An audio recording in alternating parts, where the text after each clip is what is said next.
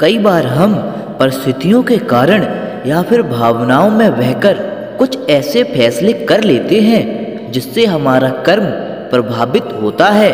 आपको कर्म क्यों करना चाहिए, चलिए जानते हैं भगवान शिव और किसान की एक छोटी सी कहानी के द्वारा।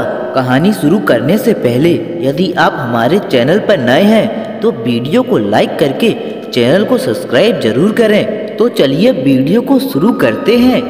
भगवान श्री कृष्ण ने कहा है कि कर्म करो। हम सभी व्यक्ति को अपना काम बड़ी निष्ठा और निस्वार्थ भाव से करना चाहिए। गीता में भी भगवान श्री कृष्ण ने कहा है कि कर्म करो लेकिन फल की चिंता मत करो, क्योंकि कर्म करना ही व्यक्ति के अधिकार में है, उसका फल नहीं। कई बार हम परिस्थितियों के कारण या फिर भावनाओं में बहकर कुछ ऐसे फैसले कर लेते हैं जिससे हमारा कर्म प्रभावित होता है। आपको कर्म क्यों करना चाहिए। एक बार भगवान शंकर पृथ्वीवासियों पर कुपित हो गए और माता पार्वती को साक्षी मानकर संकल्प लिया कि जब तक पृथ्वीवासी नहीं सुधरेंगे तब तक वे शंख नहीं बजाएंगे। देव जानते थे कि शंकर भगवान शंख बजाएंगे तभी वर्षा होगी। इससे घोर अकाल पड़ गया। पानी की एक बूंद तक नहीं बरसती। धरती पर त्राहिमाम मच गया।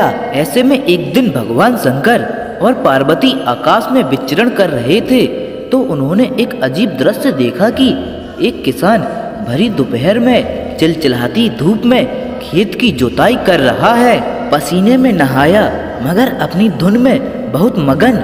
जमीन पत्थर की तरह सख्त हो गई थी, फिर भी वह जी जोर से मेहनत कर रहा था। उसकी आंखों में आत्मविश्वास था और उसके पसीने की बूंद से उम्मीद टपक रही थी।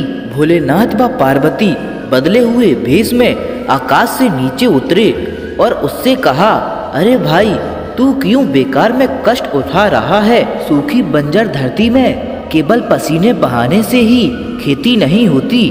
किसान ने हल चलाते चलाते ही जवाब दिया, हाँ बिल्कुल ठीक कह रहे हैं श्रीमान, मगर हल चलाने का गुण भूल ना जाऊं, इसीलिए मैं हर साल पूरी लगन के साथ जुताई करता हूँ। जुताई करना भूल गया तो केवल वर्षा से खेती हो सकेगी क्या।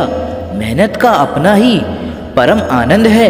मैं लोभ के लिए खेती नहीं करता।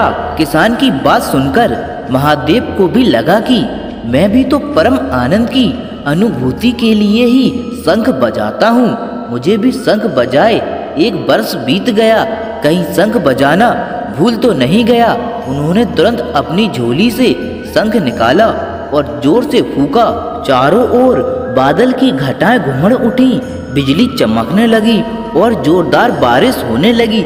इस वर्षा के स्वागत में किसान के पसीने की बूंदें पहले ही खेत में गिरकर चमक रही थीं। इस कहानी से हमें यह सीख मिलती है कि हमारा जो काम है उसे अपनी पूरी निष्ठा से बिना किसी लोभ लालच के करना चाहिए, इसी में परम सुख है। फिर मिलेंगे दोस्तों नई वीडियो के साथ। हर हर महादेव।